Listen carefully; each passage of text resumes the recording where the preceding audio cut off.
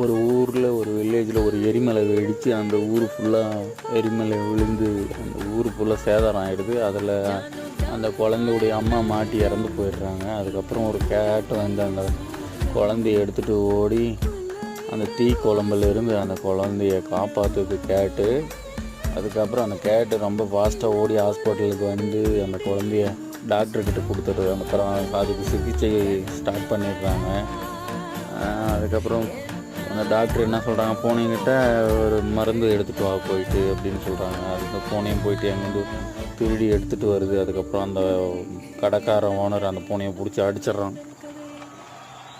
அடித்த உடனே அந்த பூனை அப்பயும் அந்த மருந்து எப்படியோ எடுத்துகிட்டு வந்துட்டு ஹாஸ்பிட்டலில் கொடுத்து வரவாரிக்குள்ளே அந்த குழந்தை இறந்து போயிடுது. அதுக்கப்புறம் அந்த கேட்டரும் போயிட்டு அந்த குழந்தையுடைய சமாதியில் படுத்துட்டு அதுவும் இறந்துடுது. அதுக்கப்புறம் 2 பேரும் அந்த மேலே